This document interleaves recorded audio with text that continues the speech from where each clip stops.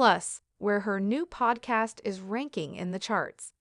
The New York-based chef, 56, launched her unscripted and raw podcast, I'll Sleep When I'm Dead, last month, and she has now opened up about her 2019 book and the audio recording for it. Rachel has spoken out about how she stormed out when her words were edited during the writing process for her 2019 book, which she discovered during the audiobook recording for it. And it seems that the TV starlet wasn't happy when her words were altered.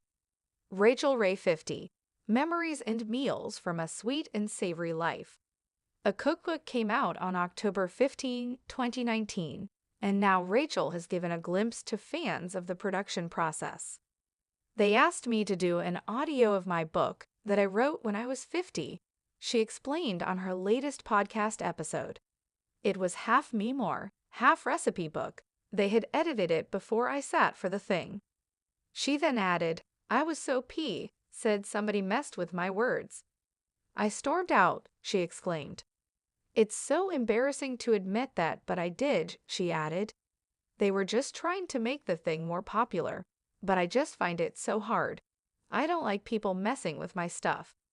This comes after the U.S. Sun exclusively revealed how Rachel's podcast, I'll Sleep When I'm Dead, has not ranked in the top 250 of all Apple podcasts, according to Chartable.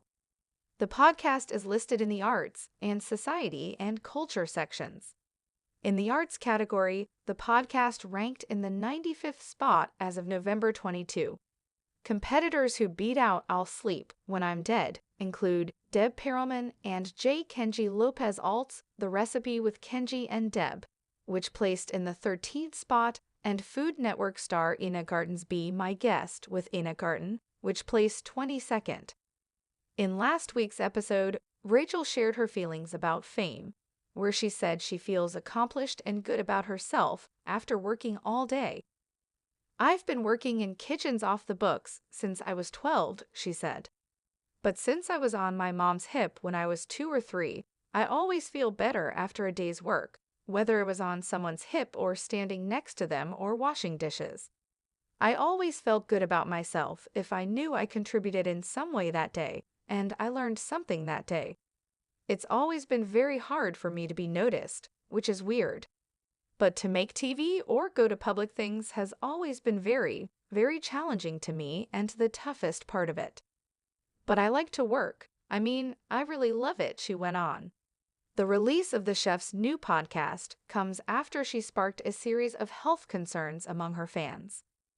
The worried fans expressed their concern after the chef exhibited unusual behavior in some Instagram videos.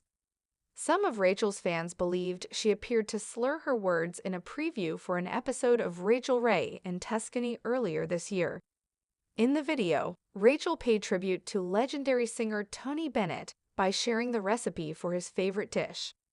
But fans were sidetracked and distracted by Rachel's behavior. One fan said at the time that they were seriously concerned about the chef. Others claimed she was just feeling upset over her friend's death. She got emotional talking about her friend, is all, another Instagram user said.